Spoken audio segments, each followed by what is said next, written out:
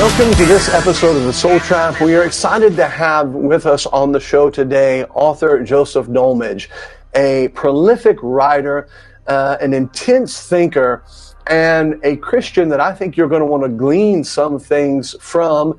And really, he's going to challenge us in a lot of ways. We're really excited to have him on here. And as always, The Soul Trap is about connecting dots. We have everybody from extreme Bible believers to people that don't even believe the Bible, and everyone in between that tune in and watch. But if you'll give us an honest hearing and listen with an open mind and an open heart, I think there's going to be something for you today. We are very thrilled to have the author Joseph Dulmage with us. And without further ado, on this episode of The Soul Trap, let's welcome him as we interview him and talk about his books and all things that are to come. Mr. Dulmage, thank you so very much for being with us. It is a real honor to have you. Oh, it's my pleasure. Now, I was on Amazon looking at some of your books, and they had a bio, and I love in Amazon it says read the full bio, and it's like 4 sentences, and I thought that's not a full bio. But as I'm just glancing through here, and for people that may not be familiar with you, give us if you will, give us your biography in 2 snapshots. Give us a quick snapshot of who you are, how you came to be a Christian, and maybe some of your credentials from that background. And then B, give us a snapshot of how you became the author that you are. So I'm kind of breaking that testimony up into 2, but tell us a little bit about yourself from those 2 angles if you can. Okay, well, just a real quick synopsis. I did not grow up in a Christian environment. I grew up, my background is Catholic and Episcopalian, and I never knew Baptist, never received a tract or anything from anyone. So it was rather a startling, almost upsetting, event when I came to Christ. But anyway, I never did real well with school. In fact, I was a bad guy. We'll just summarize it as that. I was basically kicked out of school before I was 15, went back a little bit when I was 16. I never did go to high school. Hitchhiked out to California in the 70s, early 70s. And then I came back to Michigan because I had job opportunities. So I was, from the years of 15 to 20, I was, Mr. Party, drugs, things like that. I was never a drug addict, although I, abused a lot, and it was an intense environment. I made money. We'll just leave it like that. Mm-hmm. I made some money, and when I got saved, when I did get saved, I'd heard some things. I know this might sound incongruous with my lifestyle, but I was always a reader. And I read a lot of books and stuff. And Israel had me interested, In fact, it was from an old Frank Zappa song that was, say, Marching to Zion. I said, what is Zion? So anyway, I read some books on Israel and found out that, they had been dispersed to people in exile for 2,000 years, and now here they're back with their same language and everything else. And from 1948, and I said, that is amazing.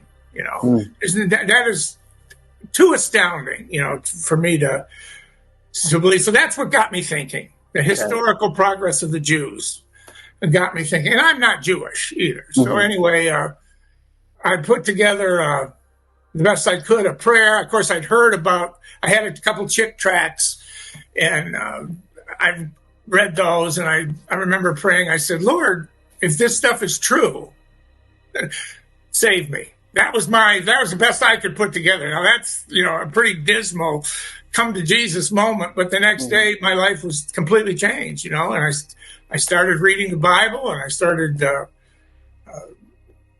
just becoming it was like a Damascus Road conversion, really. I was going one direction and went the other. And even though I'd left the secular mess that I had been in, I started going to an Assembly of God church. So it was, pretty Pentecostal for the first 3 years.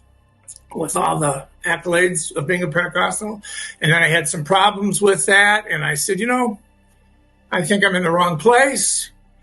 And the Holy Spirit led me out of there. And I started going to a Baptist church. It wasn't King James only or anything like that. Or I didn't know anybody who couldn't rightly divide, didn't know much.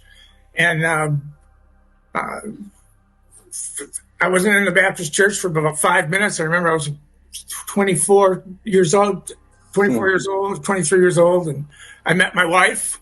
Mm-hmm. So, and then from that point on, I've been basically in the Baptist church. Okay, so you came to a Baptist church by way of Frank Zappa and the Assemblies of God. That's an amazing testimony. All right, kudos, man. That might be the best testimony we've ever heard. Somehow, I'll throw one thing else into you too, because I know there's a big debate amongst the brethren about what is repentance. Oh gosh, I can already hear the emails coming in. All I did was my prayer. I told you what my prayer was, and I got saved. And I've never doubted my salvation for an instant because my life was so radically changed. And but the next 12 hours after I got saved, here I am in this lifestyle, and I don't know how else to say it, but that Jesus ruined my life. Yes. He just absolutely turned things around. I knew there was a lot of things I was doing that I couldn't do anymore. Pharmacy without a license was no longer possible. And so I had to liquidate some things, some friends, and they liquidated me. They were worried about whether or not, at first they thought I was fooling around, then they thought I was crazy, then they thought I was a narc, and then they didn't know what to think, so. That's great. So already the production team is already thinking about Frank Zappa songs for this show. I can tell you that right now. I can see the wheels turning over there. I think it was marching to Zion. Yeah.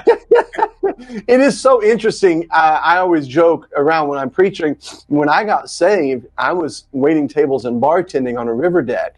And I was just a big drinker. That was my thing. I loved alcohol. And the first night I went home, I had a hardback Gideon's Bible. And I stopped on the way home and bought a bottle of Southern Comfort. And I started reading my Bible and drinking Southern Comfort. And the Lord was like, no, we can't do that. So a couple nights later, I thought, well, let me downgrade to beer. And he's like, no, you can't do that. Then I thought, well, Jesus turned water into wine. So I was drinking wine. I'm like, no, you can't do that. And I always joke. I say, finally, I got a Dr. Pepper, and the Lord said, I'm good with that.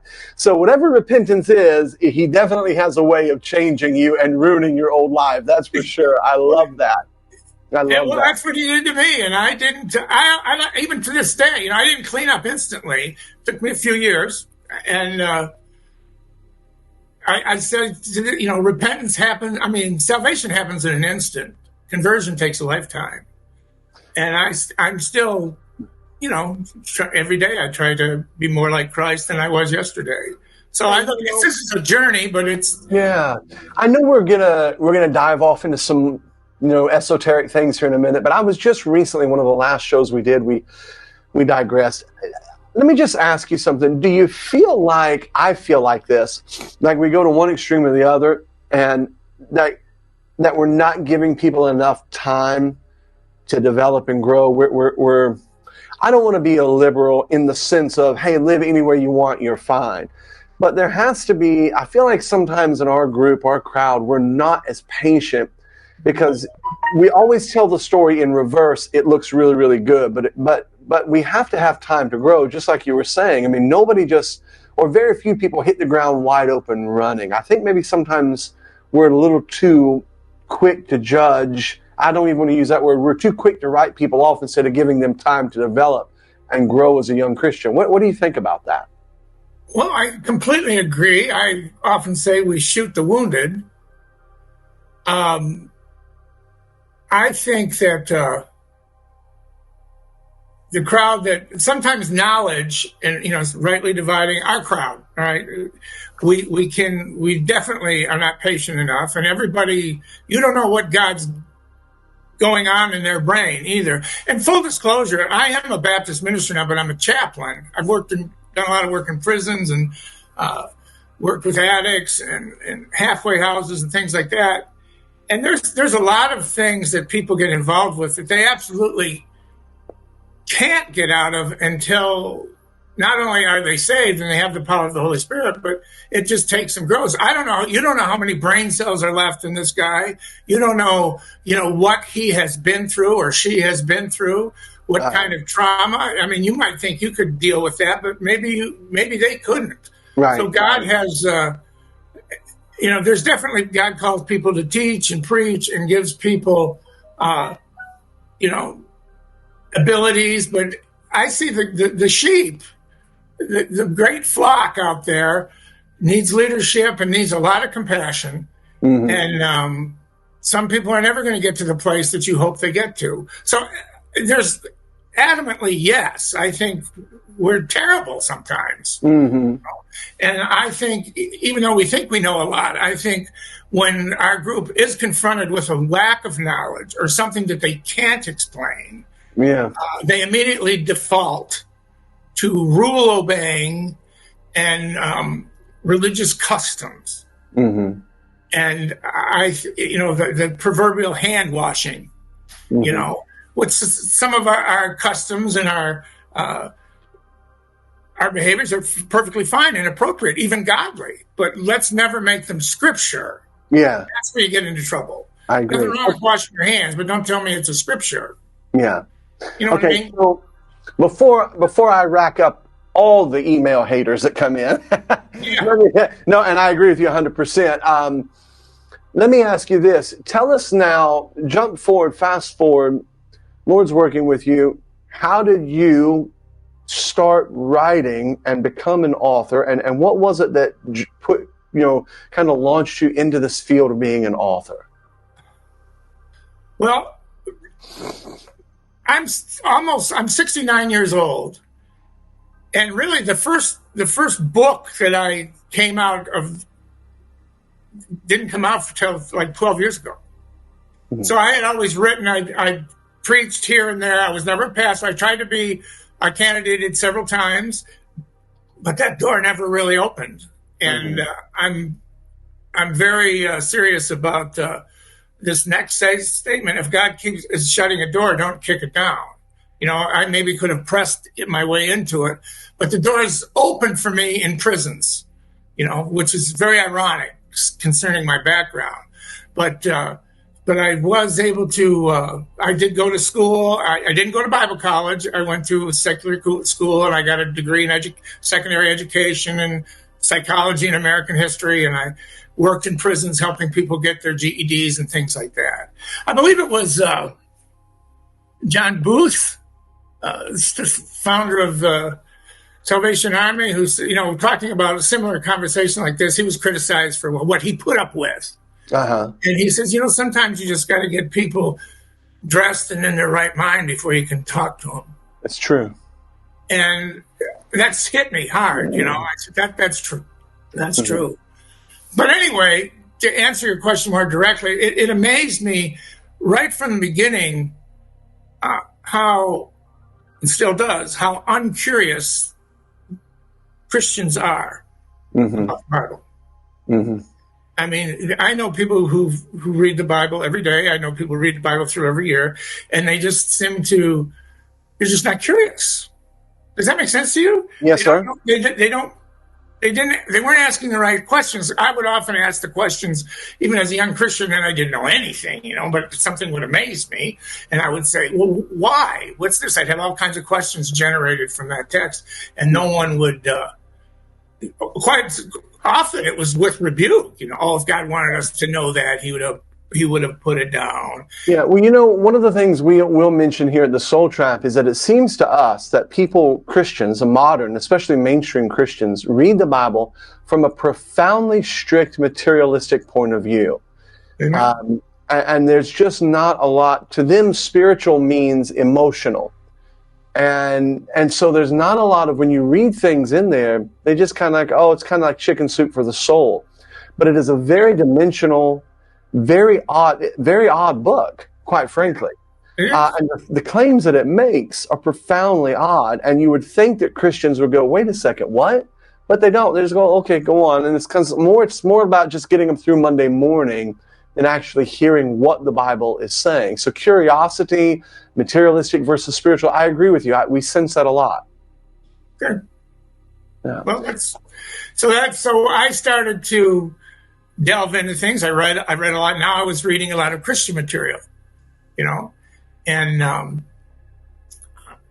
course, what would change me more than anything, I remember the crisis. I had a crisis one night. I'd been saved about 5 or 6 years, and I was studying something, probably dear to this program's heart, I'm guessing. It was on the gap. How dare you? It was on Genesis 6. And it was even before that, it was on Genesis 1:1 and 1:2. And I heard about this gap. And I was the kind of guy that studied with 3 or 4 different Bible versions open, and, the International Bible Encyclopedia, the Lexicon, all this stuff. And they was, the grievous errors and the most unfortunate scribal mistakes and all this stuff. And this was over the word replenish of all things. And you know what? They beat me then. And I said, you know what? They're right. Who knows? I said, well, maybe John 3:16 is wrong.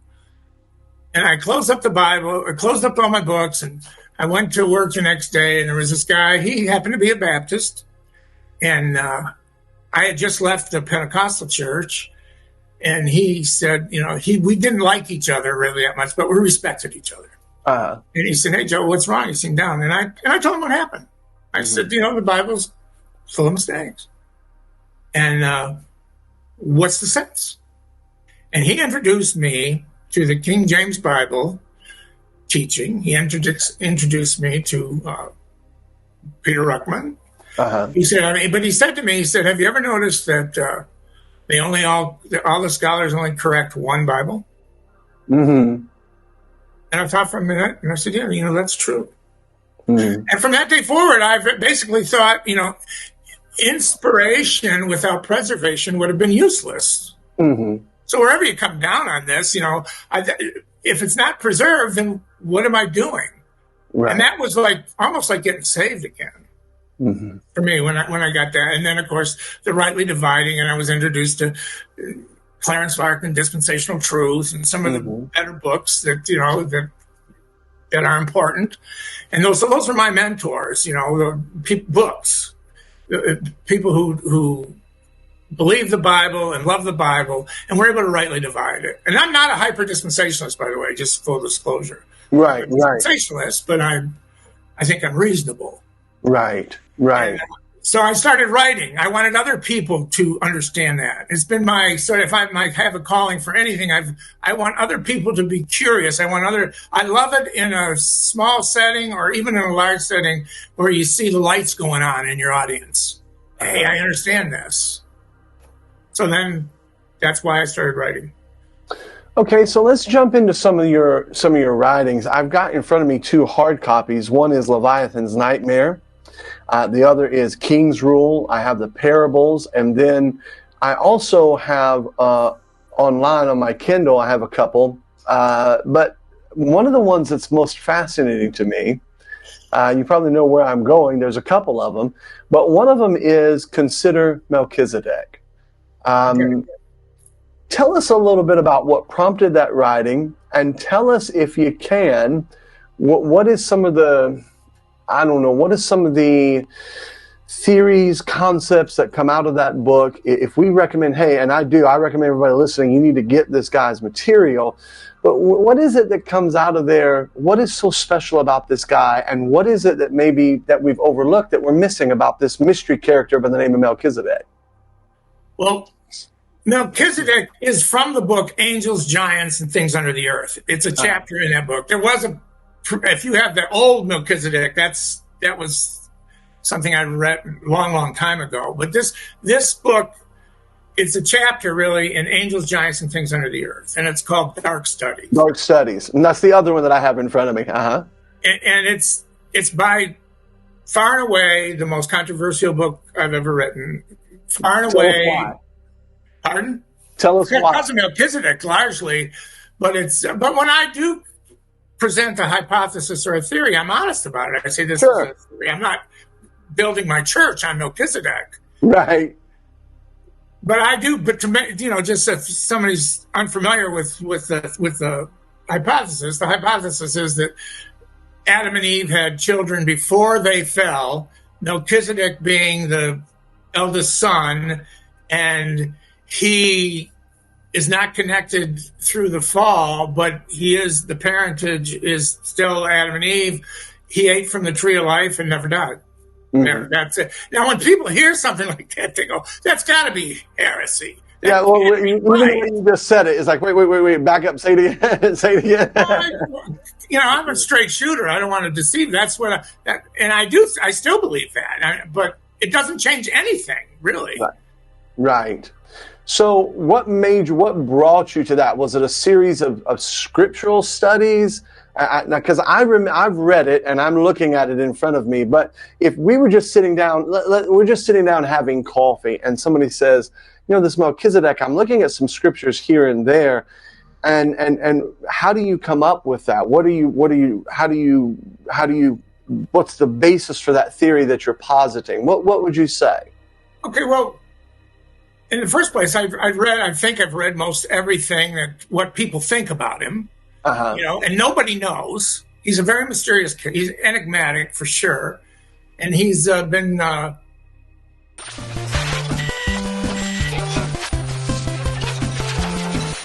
Yeah. So, welcome back.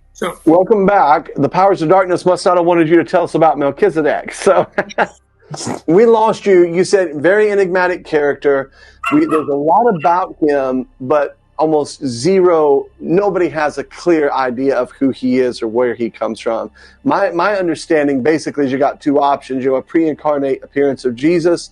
I think Dr. Ruckman implies that it's possible he could have been Shem. Yeah. But you say and pick up and go from there. Or an angel. But everybody, is very clear that they don't really know. So I said, well, maybe this. So I'm asking questions about, I pray, well, Lord, who is Melchizedek? Without father, without mother. By the way, they said the same thing about Esther, without father, without mother. And it's cleared up because they're dead. I said, so what could possibly be? What would make sense? And he has an endless life. And, but Jesus does have a father. And as far as his humanity is concerned, he has a mother. So I see a real conflict with the pre-incarnate. He could be pre-incarnate because Jesus has existed from eternity. I agree. But, we got several scriptures that talk about his father. Well, right, and then you've got the fact that it was a real king. This was king of Salem. This was a real king of something at the time, it appears. And here's the question. All right, here, let's generate a question. Who is the people that Melchizedek serves? Bingo. Nobody's talked about that. Nobody even knows that. For some reason, nobody's even curious about it. What is Salem? Well, you can tell. I've got all kinds of connections. Salem's Jerusalem, but that doesn't work. No, Jerusalem doesn't. It's David that his general takes Jerusalem, basically. Joab. Right. I think at the time it was filled with Jebusites. At the time, it was 2000 BC. Yeah, so yeah. We're dealing with Abraham, and so who is this established character? It makes if he did all that, and I haven't even looked at this in a little while, but it fits like a glove if he was birthed before the fall. Yeah, it really does. It doesn't change anything. Now this, of course. This leads to all kinds of issues. All right. If there is a people that's connected to Adam and Eve who haven't fallen, well, where would they be? Where would they live? Now, and I do this in the book too. You can prove that the Garden of Eden, Abraham's bosom, and paradise are all the same place. Uh-huh. All right, in the center of the earth. All right, inside the earth. So that means there'd be people still there. Mm-hmm. If they have access to the tree of life and they've eaten from the tree of life. Now, they're out of sight. And I realize, I've read this. I've actually read the chapter on Melchizedek and some of the things I've written and started laughing, because I said, this is not going to be well received. And, and a lot of times it isn't, but it does answer a lot of questions. more than you might think. I mean, what stops that from being a possibility would be my first question. Right. You know? Well, I don't think you have a theological problem, because obviously I don't think that you can have offspring now, because you've got to have that sinful race. You've got Adam's race. So something happened there. The other problem you would run into, not problem, but challenge you would run into, is where they would be post-flood, how they would come through the flood. So I do think that you would have to have some kind of inner earth reality, some kind of separation. But I agree with you. He buried Eden. That's my... Go ahead. Say it again. He buried Eden. It's in the nether earth. Ezekiel talks about the trees of Eden going down into the center of the earth and all this stuff. So, Lazarus and the rich man, all right? Lazarus dies and goes to paradise, right? Rich man dies and goes to hell. They're right across from each other at this time. So then that would beg the question. So let me jump off into the deep water here.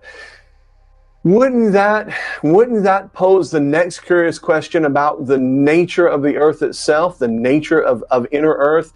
You know, we've got authors like Admiral Byrd and others, and the hollow earth theory, and all these dots that are hanging out there, that, you know, these different points of coordinate of thinking and theory. But if you start streaming them together, they all start to come down into a stream of the further you go back, that there is an inner earth, and it is not just, you know, like what we've been thinking about, core and then just inner earth, but that there's something more vibrant and real going on. Because, for instance, the witch at Endor said, "I see gods ascending." Right. So she was talking about beings coming up out of the earth. Right. And so it doesn't that beg the question then, okay, what is the real nature of the inner earth, and what's going on with the nature of the earth? Sure. I think Lazarus and the rich man are the ones that is the story, the true story about the inner earth, that before the ascent of Jesus Christ from Calvary during his resurrection, the dead who believed in God, the saved, went to paradise, you know, and that wasn't to the third heaven. That was in this earth. Right. And hell's still in the center, you know, I say center, but, you know, whatever, it's in the nether earth. And at that time you could see it, because, you know, the rich man asked, you know, send Lazarus back, send somebody back and tell people. And, you know, God said, that's not happening. But I mean, so scripturally it's a fact. Right. You know? So what your theory then in that is that Adam and Eve obviously wedded by God and had offspring. Right. So it's possible that that Melchizedek, it's more than just Melchizedek. The theory is that there is an offspring, there is a race that was not affected, but Cain and Abel come along, and then, or Adam and Eve come along, and boom, they eat, fall. Cain and Abel are the first byproduct, specifically Cain, that Cain and Abel now are the first byproduct of a sin-tainted humanity. So the question then is, from that point back, what happened to those group of people? Well, yeah, and one of the questions before that, here's a question: how long do you think Adam and Eve were in the garden before they fell? That's a good question. All right. Now, I think it was 20 years. Right? I think because of you do a study on the age of 20, especially in the Old Testament, but it's connected to the knowledge of good and evil. Okay. You know, when Joshua brought the Jews across Jordan, or even before that, they were trying to get into the promised land. Moses had just led them out of Egypt, and God said, I want you to take the promised land, but they said, we can't do it because there's giants over there. That very familiar topic, okay? Mm-hmm. And then God basically, I'm going to paraphrase, God's fed up with them. He says, well, you're all going to die out here in the wilderness. You know, for the next 40 years, you're going to spend 40 years in the wilderness. But he says it makes an interesting statement. And this is one of the, I think about the only connection with the knowledge of good and evil. he says, but your little ones, which in that day had no knowledge between good and evil, they shall go in. And if they have to be under 20. So here's the thing, a guy 19 and his best friend, he's 20, they're both saying, stone Joshua and Caleb, they want to kill us. And God says, well, the 19-year-old, I'm not going to impute the sin, but the 20-year-old, he's going to die in the wilderness. Now that's fascinating. That he exempted that, and it's all connected to their knowledge of good and evil, which we know, which we believe, most people believe, there's an age of accountability. Okay. I'm not going to get into all that, but there's people that are sure, not accountable because of mental cognitive function or whatever. Only God knows this stuff. But I'm connecting it. So if it's 20, but even if it isn't 20, how long do you think it was before they started to reproduce? I mean, and it's the whole animal kingdom, right? There's two rabbits. Be fruitful, multiply, and replenish the earth. How long do you think it was before those two rabbits were in the family way? Right. My position is not very long. Right, no. How long do you think Eve was after Adam saw Eve? How long do you think it was before she was? Well, yeah, and especially if we take into account exactly what the Bible is talking about when it's talking about marriage, and they both were naked, and man and his wife were not ashamed. And Adam said, this is now bone of my bone, flesh of my flesh. That sounds like one flesh to me. That sounds like a union that the Bible clearly talks about what is a wife, not the ceremony, but the union of flesh and flesh. So in chapter 2, you've got, it feels like very much that a father bringing the daughter to Adam, in that sense, in that picture, she's yours now, and Adam takes her in and says, this is now bone of my bone and flesh of my flesh, and there's a union of flesh at that moment. So the question is between chapter 2 and chapter 3, how long is that? Not very long, brother. Look at when Isaac met Rebekah, how long before they went into the tent? Mm-hmm. I'm not trying to be, No. You're asking the right question. I'm just saying what you just said. Well, the father brought his wife and said, "Be fruitful, multiply, replenish the earth," and it happened. Right. So that was what the number one, and we're not trying to be crass. We're being curious about the Bible. Yeah. The fundamental product of the sexual union is to replenish and produce. Right. That's the number one command. Right. How long were they there before you think they were there? I mean, your alternative is, well, they were there for a day or two, and then they just said, well, I think I'm going to disobey everything the Creator said. Yeah, I don't believe that. And one of the things I've found about when I was reading your book and then thinking along these lines is, in a roundabout way, I think that temptation takes time. I don't think people just stumble in. I think temptation takes time to develop. When lust has conceived, it brings forth sin. Sin, when it brings forth death. And I don't think Eve happened to just walk by the second day she was in the garden by the tree of the knowledge of good and evil and get tempted. In fact, she wasn't even tempted with that. I think she was tempted with being like God's small g. So there were other beings in the Garden of Eden that she had to be aware of. She had to admire their beauty and their wisdom and power. And so it had to be a length of time for that temptation to begin to develop. And all Satan really did, in my opinion, like he does with us, is provide the right stimulant to what had already been percolating in her mind. But there was not just this stumbling onto a tree. She was tempted with these beings, and there was a lot of interaction. So to me, when I'm reading your book and I'm looking at the Bible, there seems like there could have been 20, 30, 40 years. There could have been a rather lengthy amount of time that Adam and Eve were in Garden of Eden, which then precipitates the question you're asking. How many children did they produce before they fell, and then Cain and Abel came afterwards? Exactly. Either they were there for only a few days, or Eve conceived before she ate. Okay, now let's just be real here. Okay, so now let's say this. Let's say that we're correct in our hypothesis that there were.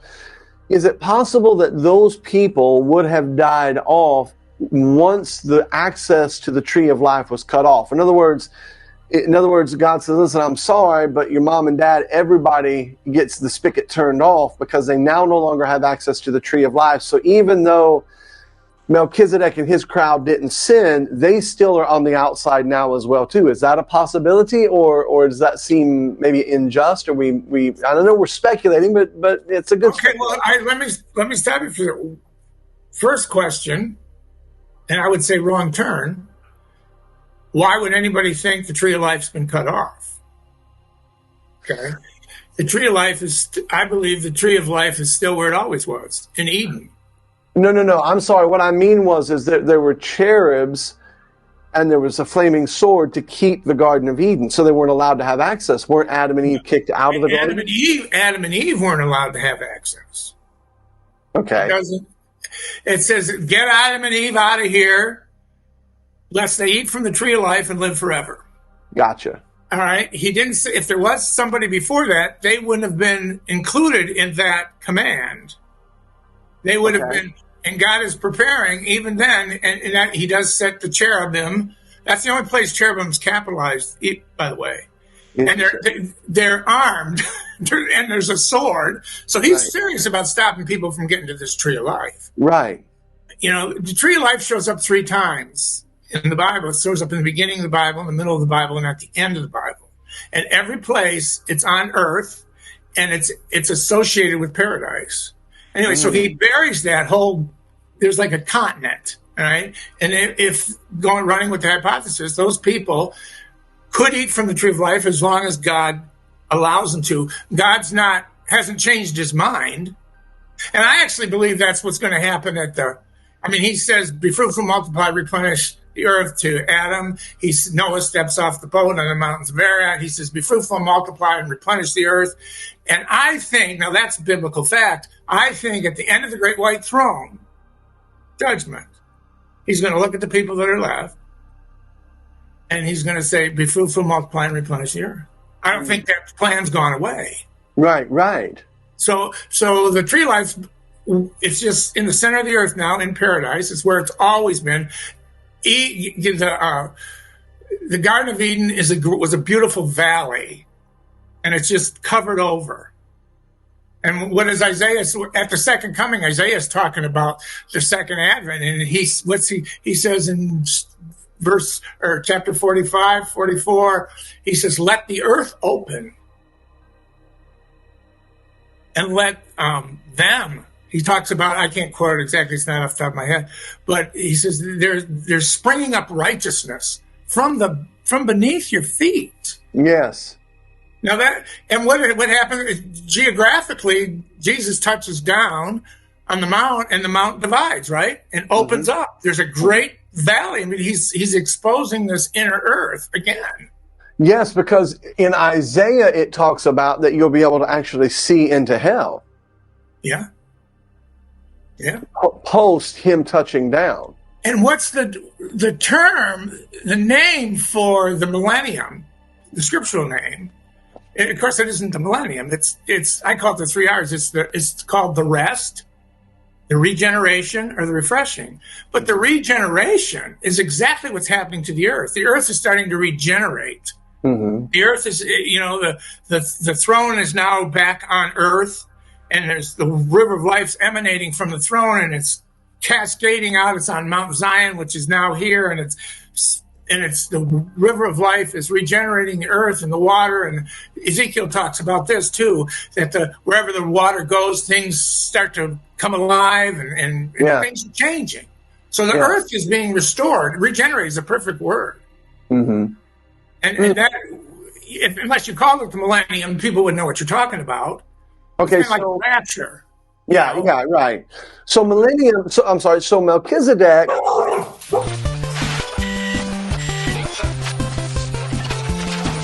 So why does Melchizedek leave inner earth to come? Melchizedek.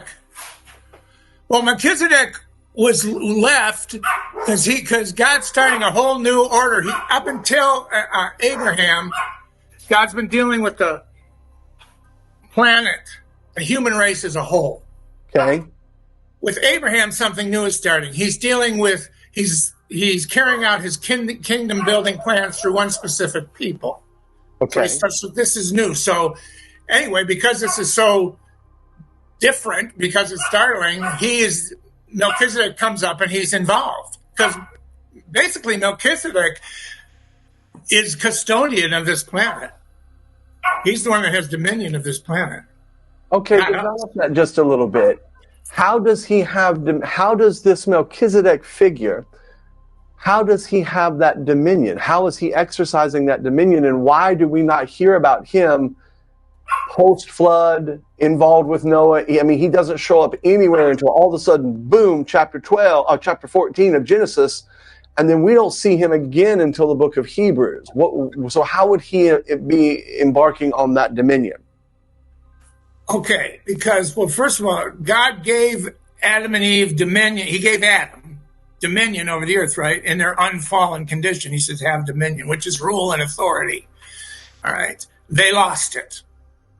They lost it. But it doesn't mean his children lost it if he had children. It doesn't mean they're the unfallen. Now, but we know what happened, that the fall and everything became a mess, and Eden was buried. And there's still these people, this population that hasn't been fallen, but God's still dealing with these people that are fallen who need redemption. Okay. Okay. Now, but to answer your question without being too abstract, who will have dominion over the millennium earth? The Jews. Yes, sir. Who is Abraham a father of?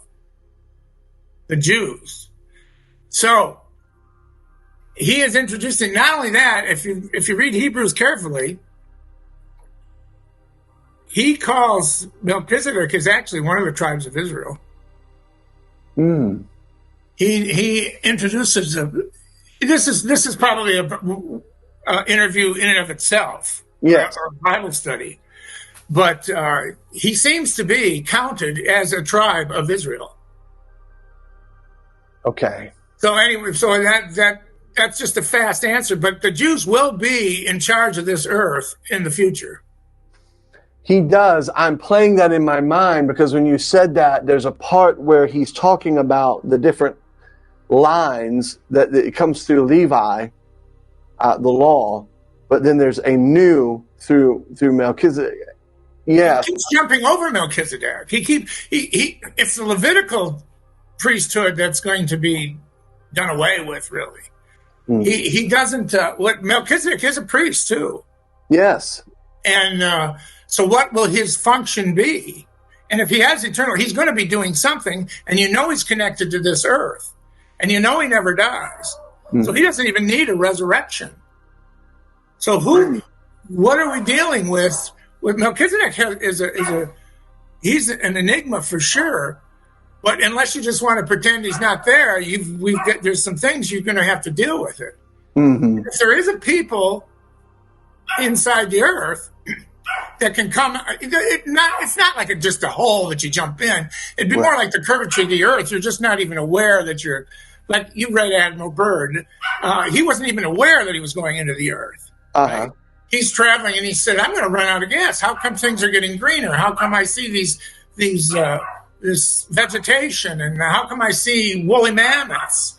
There's other books that talk about that. No, right. You ever read The Smoking God?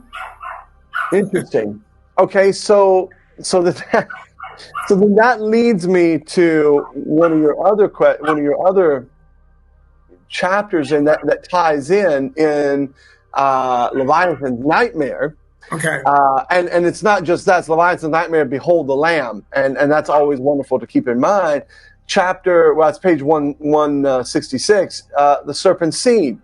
Because when we come to Cain and we come to Abel, there is a condition, a medical condition, where you can have two fathers to one particular it's happened hundreds of times. Yes, child. Right. And so the only place that you see where it says Cain, who was of that wicked one, very connection over there in Matthew 13, I think it is, where it talks about the children of the wicked one. serpent seed. What are we talking about? What are we talking about there?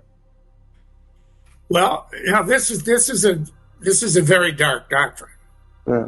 But Cain, when you put and you do the study on Cain, and it is in that book, but it's just not you just put all the verses together again, you're going to have to deal with it.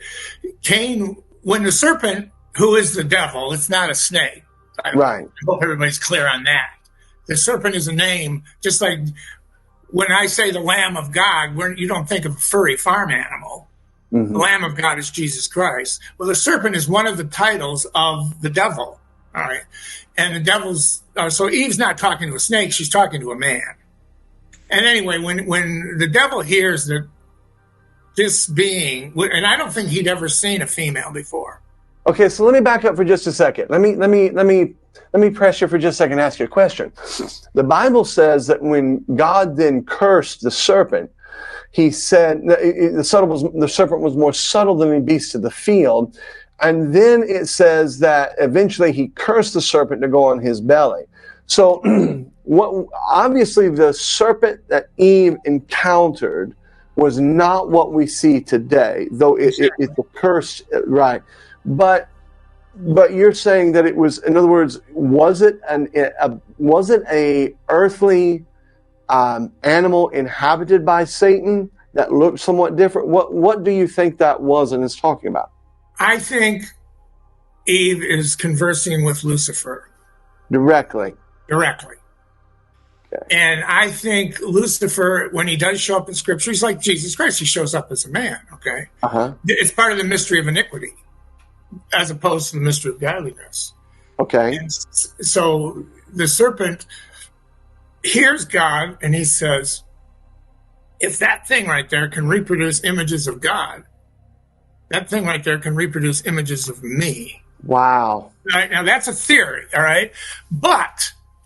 Say that again, if you will. That's very profound. Nobody had ever seen a woman before. That I can prove. I can't prove that. I mean, I can't prove it, but... No. You're in the soul trap.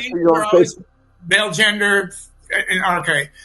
But this reproducing of images of God, this is what was different. And Satan says, you know what? I can see this all too clearly. And this is why Abraham was promised infinite population of the heavens. He says, this whole universe is going to be filled with images of God. I mean, the nightmare begins. He says, and Satan's MO is to confuse and to mix up and deceive.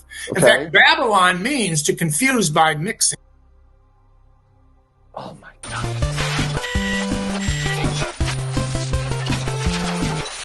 Yes, I do have you again. Gotcha, man. It's not on our end. I'm not sure what's going on, but I just don't think the devil. You start talking about powers of the air, right? Yeah. Okay. So he never. Let me just back up so we can edit this back in. Your position, theory, and it's okay. Theory. He hadn't seen a woman. This woman's going to be the reproducer or the image bearer of God. Satan jumps in and run with it from there. Pick up where you were from there. Right, so he's got to get away to he wants to reproduce himself. This is a dream come true, you know.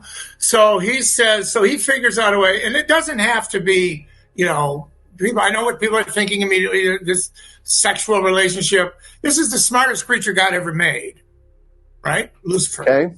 He can figure out. You can become impregnated without direct. You can do it in a laboratory. You can do it. One cell is all we need here. I don't want to get. And when Eve says that she has gotten a man from the Lord, she is mistaken because she doesn't even know. How would she even know about that at all? You know. So he somehow has impregnated her. They're fraternal twins. They're not. There's fraternal and identical twins. And I'm actually an identical twin. So I've studied about twins even before because they're interesting too. But the thing, see, there's a whole lot of verses like not only is he of that wicked one, your father was a murderer from the beginning. Yes. All right. Well, who was the murderer from the beginning? He's talking about Satan. Who was the murderer from the beginning? So just like sometimes you talk about the Son of God and you have to say, well, that's God.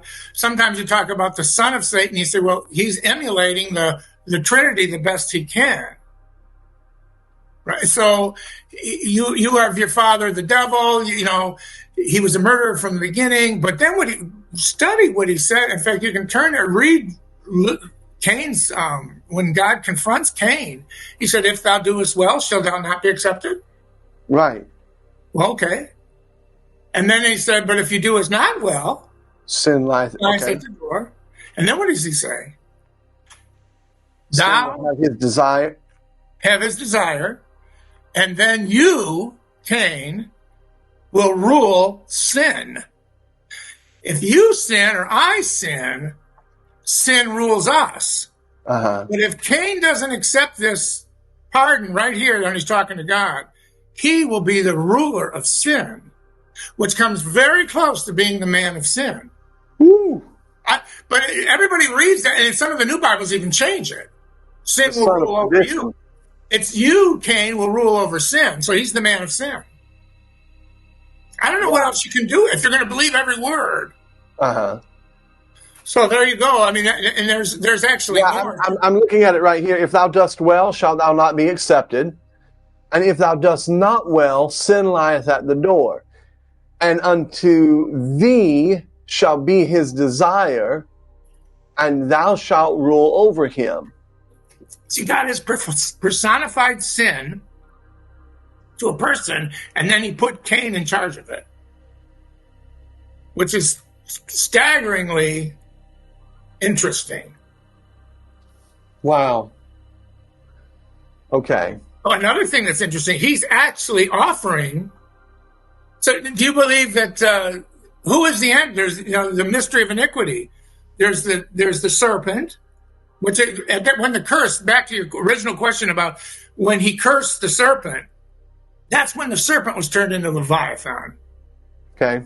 A 7-headed monster that doesn't have legs.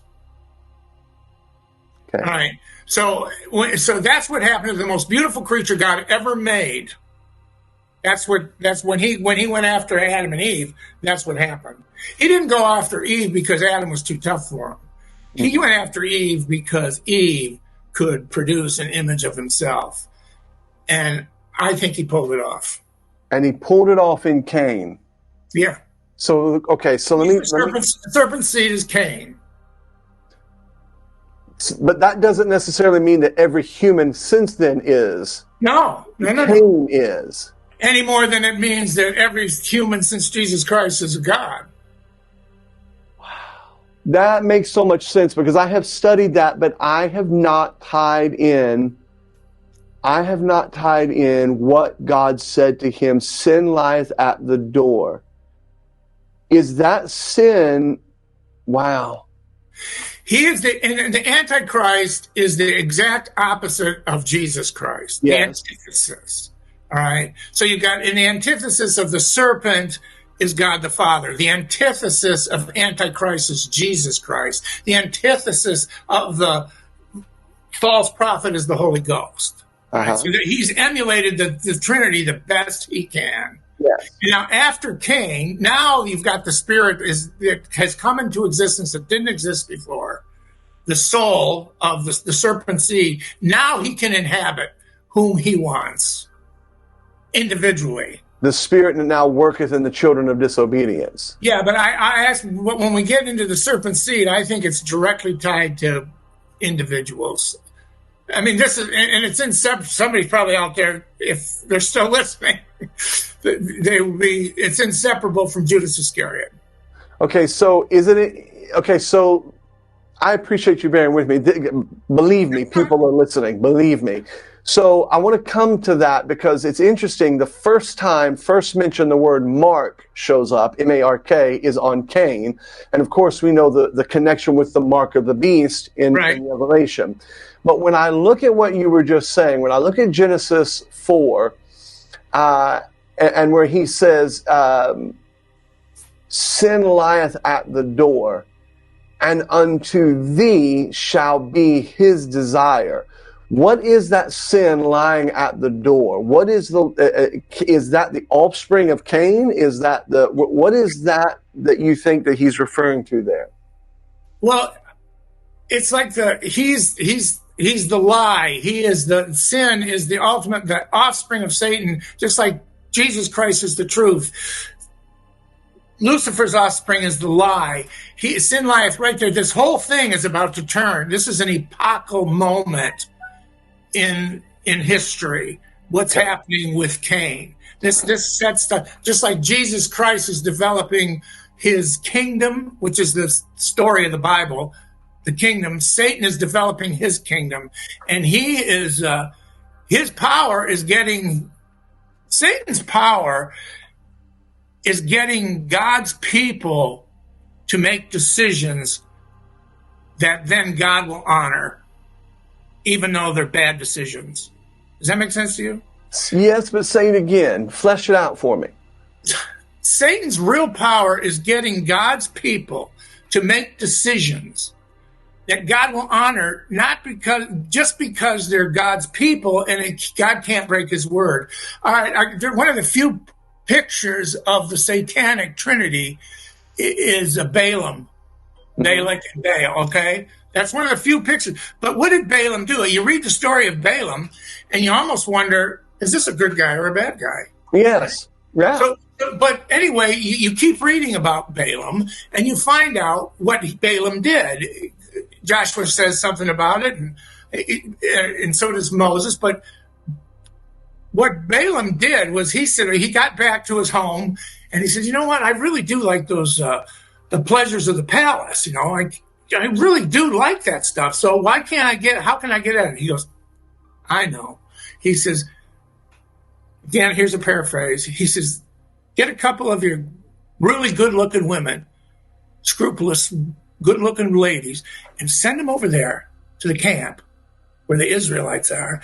And the young men will just be all enamored with these gals, and they will marry them, and they'll be introduced to false gods. And that has screwed up Israel to this day, confused by mixing. But here's the deal.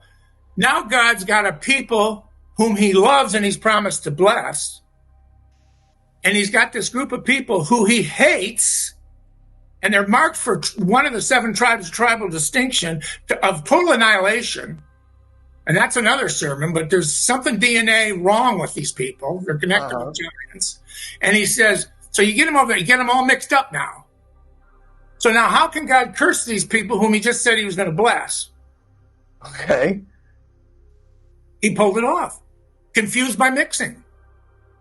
So he honors it. He doesn't kill them all because they're his people. Mm-hmm. This happens even in parables, the parable of the debtors. It shouldn't be it's the unjust debtors that they honor something and God accepts it because who they are. Okay, so let's pivot on that for just a moment. When you and I were talking pre-interview, we talked about your book on the parables. And I can tell you right now that most listeners to the Soul Trap, and for that matter, most in this field of genre that you and I are familiar with, they like that serpent seed stuff, that this and that. The meat, the doctrine of the Word of God, of the parables, they're kind of like, it's kind of just, it's just lessons about how to win more souls or who's going to heaven and who's not. But you just tied something in, and we did too with Satan's seed, the serpent seed. Jesus spoke about that when he was talking about the tares and the wheat. You mentioned that parable. Same thing. Yeah, you told me about your parables. Tell me about that book and what is it that you're seeing in the parables? What are we missing in the parables that we've just kind of become numb to, that we're missing, that's very profound there? Okay, well, the parables is, in my opinion, I think is the best book I ever wrote. And because I think to learn the Bible, to understand the Bible, I like the parables. I think I did a good job on that. Where it is like the worst seller. The best seller is Angels, Giants, and Things Under the Earth. Well, that's because it's called Angels, Giants, and Things Under the Earth. Yeah. Almost all my books, this Resurrection Holiday, Easter, or whatever you want to call it, they're free from Kindle this weekend. this coming up weekend, just so you know, including parables. Anyway, read the parable of the debtor and the seeds. You see this, but parables have really been dumbed down by, I blame Bible colleges for this. They think they're a nice moral truth or, you know, but some of them are profoundly prophetic. I mean, the 10 virgins, I mean, you want to see a mess of interpretation, go to your commentaries about who are the 10 virgins. I'll tell you the 10 virgins are. The 10 virgins are the 10 tribes of the northern Israel. And it's all about they've been invited to a wedding, right?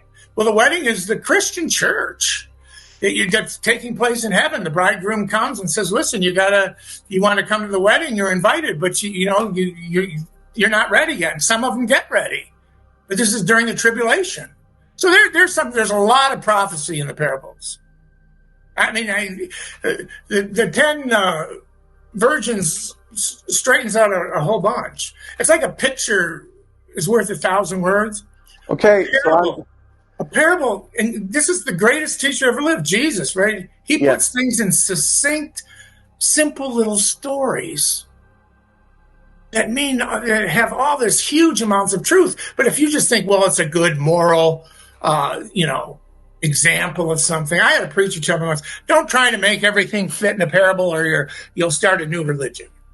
And I said, well, the parables of the seeds and the wheat and the tares, and Jesus defined 2 parables.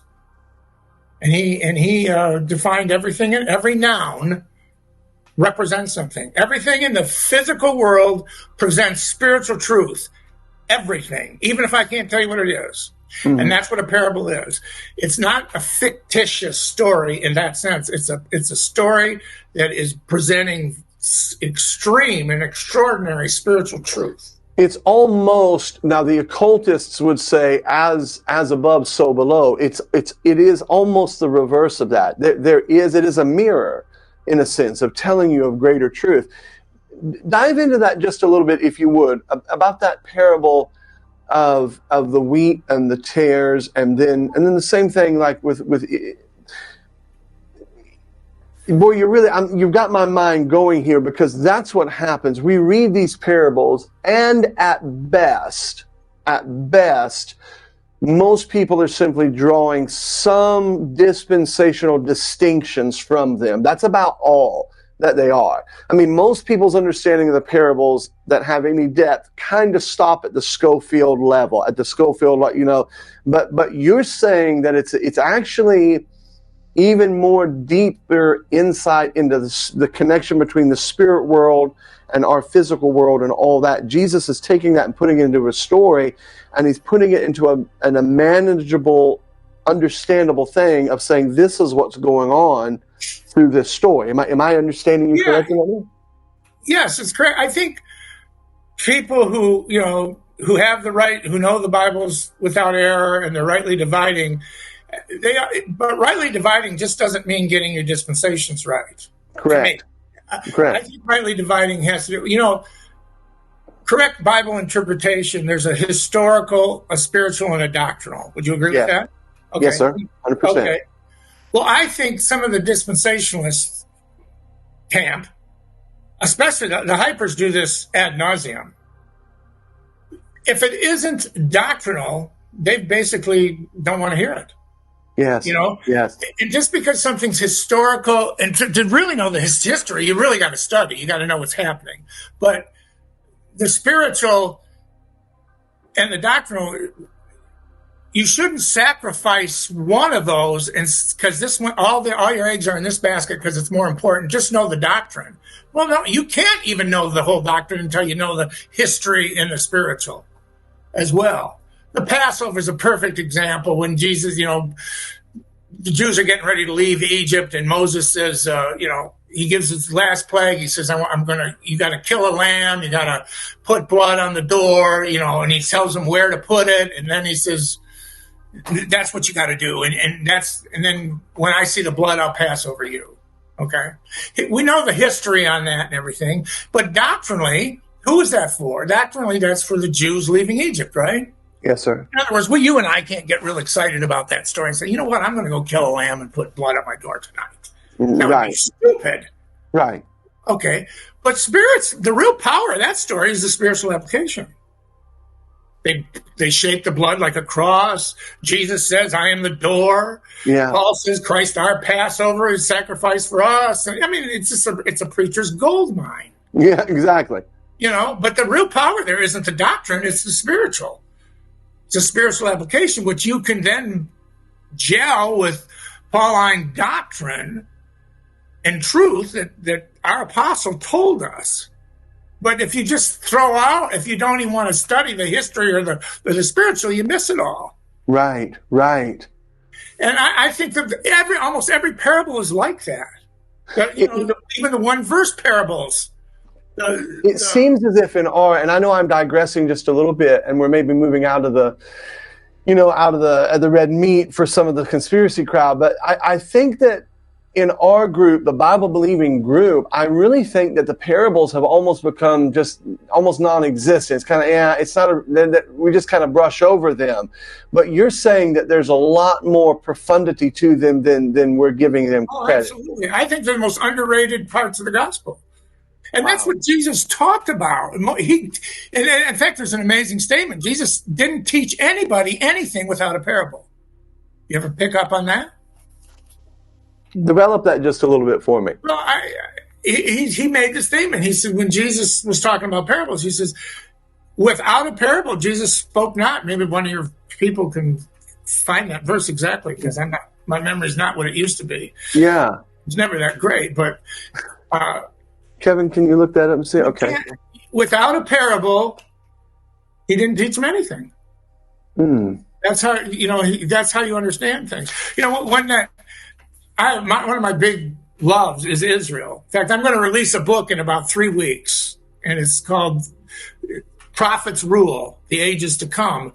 But it's about Israel. Well, you got Kings Rule and Judges Rule. Yeah. That's going to be great. I'm looking forward to that one. But it will... Israel's the only nation. God's no respecter of persons, but he's a great respecter of a nation. And that nation is Israel. And the parable of the hidden treasure buried in the earth. God defines Israel in the Old Testament. Israel is my peculiar treasure. He does it 2 or 3 times. Israel is my treasure. And he finds this treasure and he buries it in the earth. There's Israel's diaspora. There's the burying. And he loves it so much, he sells all that he has and he buys the field where it's at. And that's Calvary, the highest price. The man is Jesus, always Jesus. And he buys Israel. Even though Israel doesn't get saved by looking to Calvary, I think that's kind of silly. But they do get saved because of Calvary, all right? Calvary pays for everything. Yeah. Even people who get saved in the millennium, it's going to be the shed blood of Jesus Christ that does it. Correct. But you got to look to it in a different way. So when he brings out he buys the treasure buried in the field, that's Israel. And if they're in the field's the world. They're buried up in the world right now. Yeah. So I'm looking at the text here. It is Mark 4:33. And with many such parables spake he the word unto them, as they were able to hear it. But without a parable spake he not unto them. And when they were alone, he expounded all things to his disciples. Look at that. Interesting. Look at that. And some of those explanations are going to come from Paul. Some of those explanations are going to come from Apostle John. And some of them are going to come from Daniel. But it's the words of God. See, these categories with the best of intentions, from dispensationalism to, rightly dividing the words of truth, we have limited the words of God if we say, this is far more important than that. Well, maybe you just haven't seen what's important over in that. Don't tell me that this part of God put his whole Bible together, and I believe in 10 million years we're going to be reading the same Bible. Yeah. I believe his words are eternal. I believe they're there for a reason. I think it's inexhaustible. You hear that all the time. Let me bounce then. I know we're kind of bouncing around. Let me bounce back. We talked about what happened with Melchizedek. We talked about the serpent's seed. We talked about the image, and those two things come up. Three things: seed in the Garden of Eden, seed at the end. Mark in the Garden of Eden, mark with the mark of the beast. Image in the Garden of Eden, an image made in Revelation 13. The top topic right now that I think is very, very fascinating that Christians may not be paying attention to is the subject of AI. Yeah. Talk to us about what you see from your perspective, what you've been seeing. Do we see that in the Bible? Is there a warning about that? What is on your mind when it comes to AI? Okay, well, AI, and just not to divert from this, I put a few sermons on YouTube under Joseph Dulmage. There is a sermon on AI, right, just for that.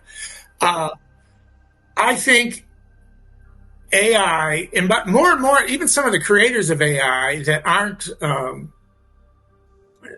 certainly they're not saved. More and more people are calling it alien intelligence instead of artificial. Isn't that amazing? Yeah, interesting.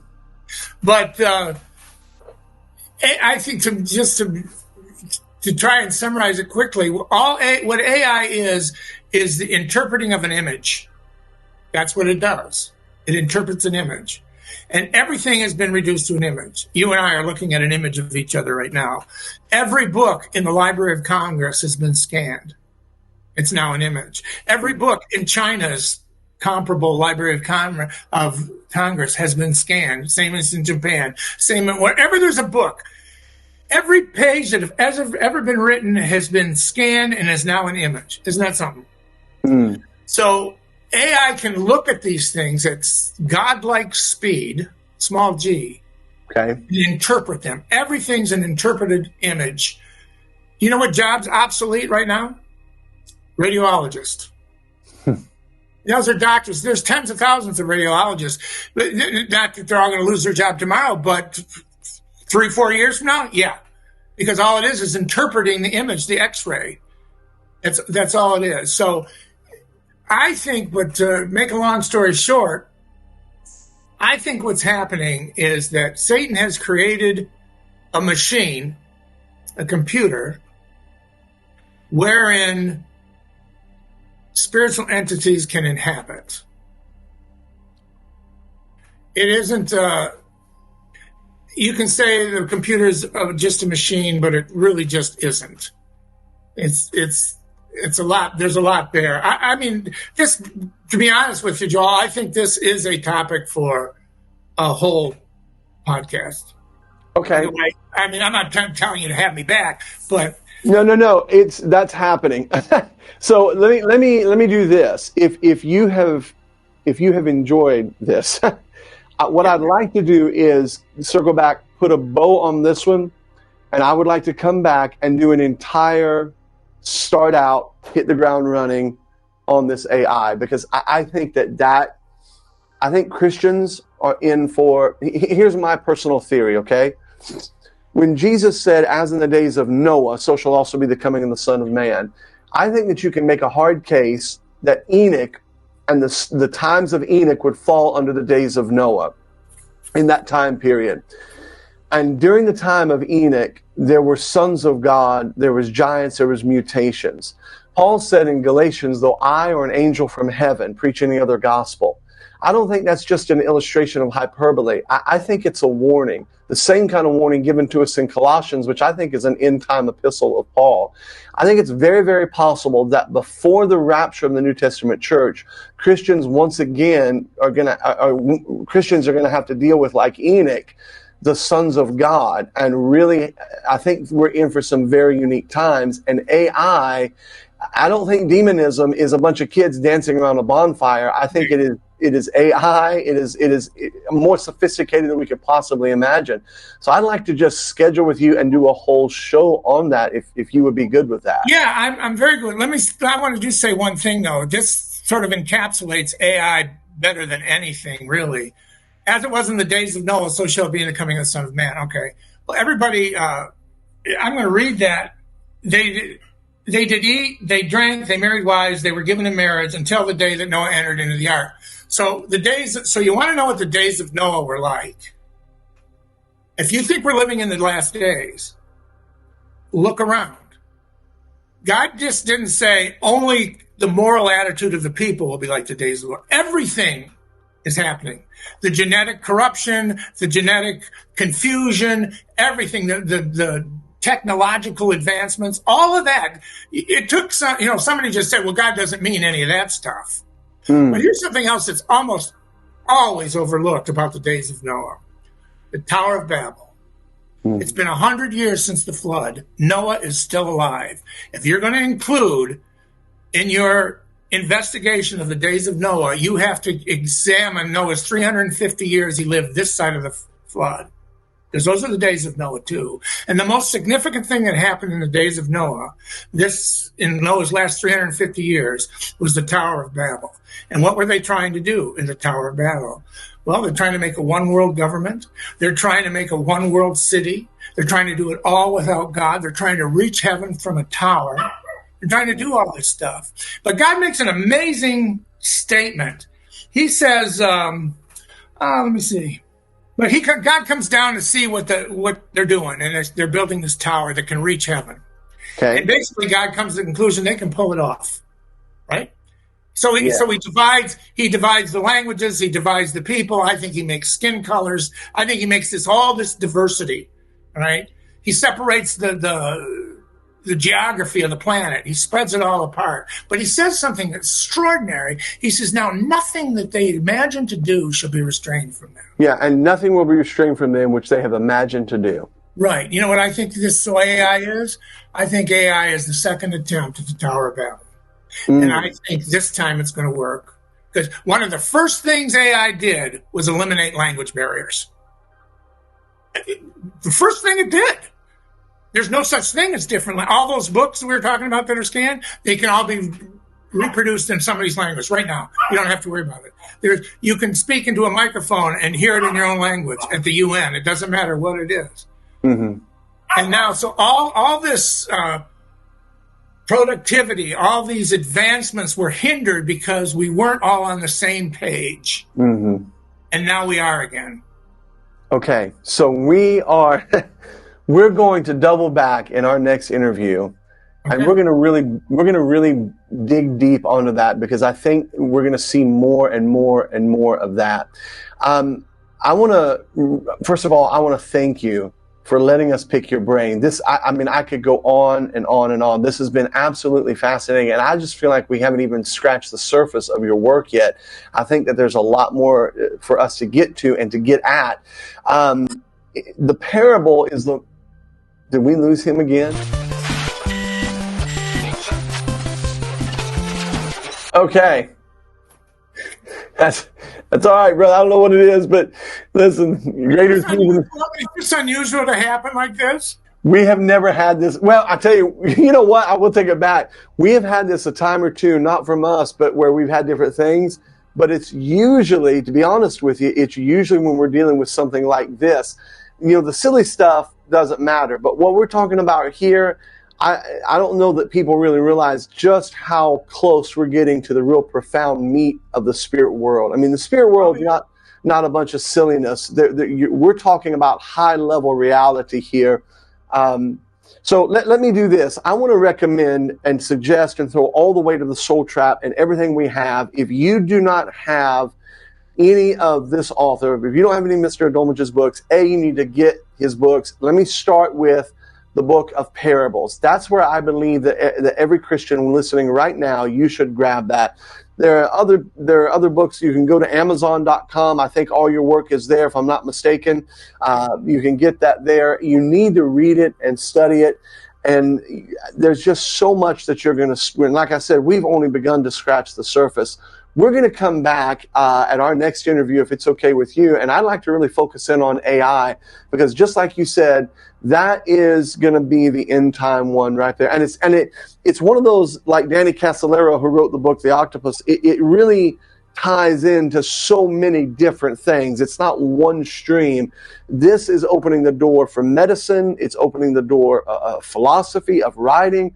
My degree is from University of South Florida. My wife and I is the same. And she was talking the other day. I mean, professors aren't even sure how to handle now what they're getting from the students, what's what and who's coming from where. So it would be very, very interesting. But thank you so much for your time. And again, I want to encourage everybody, make sure you go to Amazon, look up Joseph Dulmage, get his books, read his books, and follow him. I think it'll make a big impact for you. Thank you very much. Let me leave you with one nugget.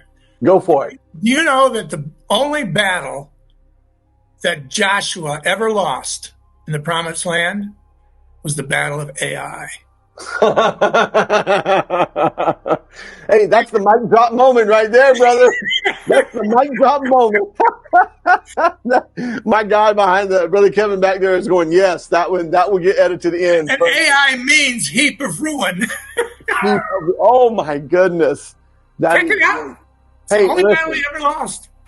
I am going to go back and look and again review some of the material. I would like to, maybe in the next month or so, once we edit and get this released, I'd like to come back, if it's schedule an appointment with you again, and then just focus in on the AI. I have really enjoyed this. It's like I said, I could take up all afternoon of your time, the fascinating study of it. And I think this is going to be really good for the Soul Trap crowd, because it is enough red meat, but it's not low-hanging fruit. I think we're dealing with really deep things that are meaningful, and I'm excited about it. Oh, I am too. Yeah. All right. Well, Mr. Dulmage, thank you so much. I appreciate your time. And the serpent said unto the woman, Ye shall not surely die. For God doth know that in the day ye eat thereof, then your eyes shall be opened, and ye shall be as gods, knowing good and evil.